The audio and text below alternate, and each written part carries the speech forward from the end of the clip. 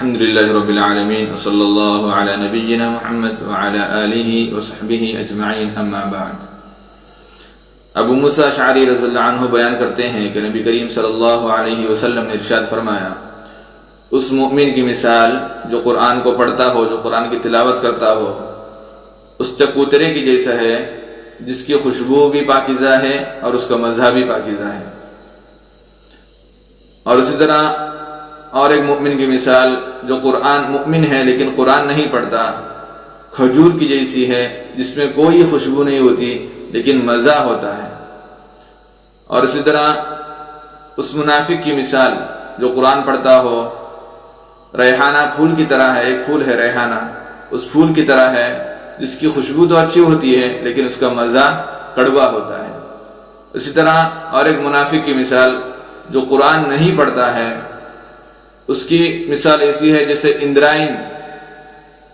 اندرائن ہے جس میں کوئی خوشبو نہیں ہوتی اور جس کا مزہ بھی کڑوا ہوتا ہے۔ متفق علیہ حدیث ہے۔ اس حدیث سے بتانا یہ مقصود ہے نبی کریم صلی اللہ علیہ وسلم کا کہ اگر کوئی مؤمن بندہ ہے تو وہ قرآن بھی پڑھتا ہو تو اس کی مثال اس چکوترے کی جیسا ہے، اس فروٹ کی جیسا ہے، جیسے اس کے اندر سے اس چکوترے کو، اس فروٹ کو کھانے سے کیا ہوتا ہے، وہ دیکھنے میں بھی اچھا ہوتا ہے، اس کے اندر خوشبو بھی ہوتی ہے اور وہ کھانے میں مزہ بھی ہوتا ہے، ٹھیک ہے۔ ابھی اس کے اندر کیا ہوا کہ ایک مومن بندہ ہے تو اس کے اندر ایمان کی علامتیں ہیں، ایمان کے ساتھ ساتھ وہ قرآن کی تلاوت بھی کرتا ہے تو گویا کہ اس کو ڈبل اس کا ثواب مل رہا ہے۔ قرآن کی تلاوت بھی کرے گا، مومن بھی ہے، اس کے اندر ایمان بھی ہے اور قرآن کی تلاوت بھی کر رہا ہے تو کیا ہوگا، اس کے اندر زیادہ ایمان کی بڑھوتری ہوگی اور اس کے اندر ایمان تازہ زیادہ ہوگا۔ اور دوسری اس مومن کی مثال، مومن تو ہے لیکن قرآن نہیں پڑھتا ہے تو اس کو اس کے مقابل میں کم ثواب ملے گا، اس کے ایمان کی بڑھوتری نہیں ہوگی، ثواب کم ملے گا۔ کیوں؟ کیونکہ وہ قرآن کی تلاوت نہیں کر رہا ہے۔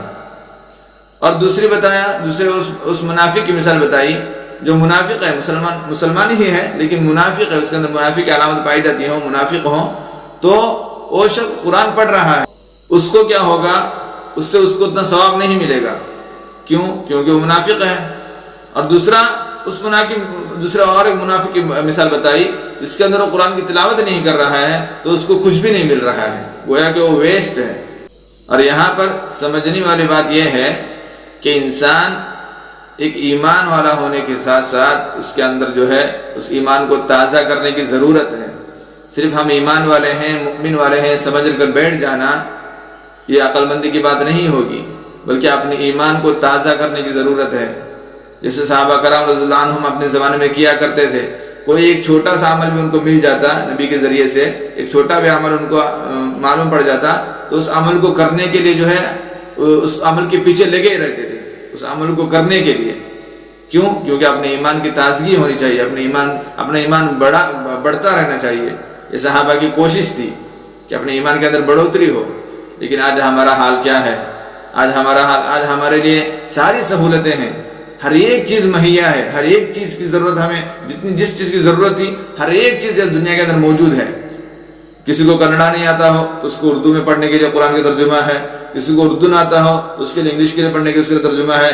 ہر زبان میں جو ہے قرآن کا ترجمہ آج ملتا ہے، ہر زبان میں اس کا قرآن کا ترجمہ جو ہے آج ٹرانسلیٹ ہو چکا ہے، پرنٹ ہو چکا ہے۔ لیکن ہمیں جو ہے اس کو پڑھنے کے لیے ہمارے پاس ٹائم نہیں ہے۔ مسجدوں میں کتنے قرآن رکھے ہوئے ہیں، مسجدوں میں قرآن سجانے کے لیے کتنے بہت سارے قرآن رکھے ہوئے ہیں، اس کے تراجم جو ہے اس کے ترجمے ٹرانسلیشن وہ بھی بہت ہر زبان میں رکھے ہوئے ہیں، بہت سارے مسجدوں میں رکھے ہوئے ہیں، لیکن اس کو پڑھنے والا آدمی آج دنیا کے اندر موجود نہیں ہے۔ نماز کے اندر نمازی آتے ہیں، نماز پڑھتے ہیں چلے جاتے ہیں، نماز سے پہلے 5 منٹ پہلے اگر قرآن پڑھنا یا نماز کے بعد بیٹھ کے 5 منٹ کو جو قرآن کی تلاوت کرنا، ایک آیت کا ترجمہ دیکھنا، اللہ تعالیٰ ہم سے کیا بات کرنا چاہ رہا ہے، اللہ تعالیٰ اس قرآن سے ہمیں کیا سیکھ دے رہا ہے، کیا ہمیں آرڈر دے رہا ہے، کیا کرنے کا حکم دے رہا ہے، اس کی طرف کوئی دھیان نہیں دے رہا ہے، اس کی کوئی فکر نہیں کر رہا ہے۔ اس لیے آج ہمارا ایمان جو ہے ایک دم نیچے چلا گیا ہے، جس کی بنا پر جو ہے آج مسلمانوں پر بہت زیادہ ظلم ہو رہے ہیں۔ کیوں؟ کیونکہ ہم نے اپنے ایمان کو، اپنے اسلام کو جو ہے پیچھے چھوڑ دیا، ہم نے دنیا کے پیچھے بھاگ کر اپنے اسلام کو، ایمان کو پیچھے چھوڑ دیا۔ اس لیے اللہ نے ہمیں کیا کر دیا، آج ہر ایک کی نظر میں آج مسلمان کو جو ہے ذلیل کر دیا ہے۔ تو اس پر غور کرنے والی بات ہے کہ اپنے ایمان کو تازہ کیسے کریں، اس پر تھوڑا غور کریں، اس کے بارے میں سوچیں کہ اپنے ایمان کیسے تازہ ہو۔ اگر تازہ کرنا ہے تو چھوٹے چھوٹے اعمال ہیں اس کو کرتے رہیے، جیسے کہ قرآن کی تلاوت ہے، ہر دن قرآن کی تلاوت کیجئے۔ دن میں 5 نمازیں ہوتی ہیں، ہر نماز کے بعد قرآن کی 1 آیت 2 آیت 3 آیت کم سے کم پڑھنے کی، اس کو سمجھنے کی، اس کا ترجمہ دیکھ کر پڑھنے کی کوشش کیجئے۔ ہو سکتا ہے اس کے ذریعے اپنے ایمان کے اندر تازگی ہو، اور اللہ تعالی ہمیں جو پہلے اسلام تھا، جو پہلے اسلام کو بول بالا تھا، وہی اسلام کا بول بالا انشاءاللہ اللہ بھی اور بھی کرے گا۔ کیوں؟ اللہ تعالیٰ نے قرآن کے اندر کیا فرمایا؟ وَأَنْتُمُ الْأَعْلَوْنَ إِن كُنْتُم مُؤْمِنِينَ، اگر تم سچے ایمان والے ہو، اگر تمہارے اندر ایمان ابھی بھی باقی ہے، ایمان کے پیچھے اگر تم بھاگ رہے ہو اور دنیا کو تم پیچھے چھوڑ کر ایمان کی زندگی گزارنا چاہتے گزار رہے ہو، تو تم ہی کیا ہوگے؟ آج اعلیٰ درجے پر ہوگے، تم ہی کیا ہوگے؟ اعلیٰ درجے پر ہوگے، اعلیٰ عہدے پر ہوگے۔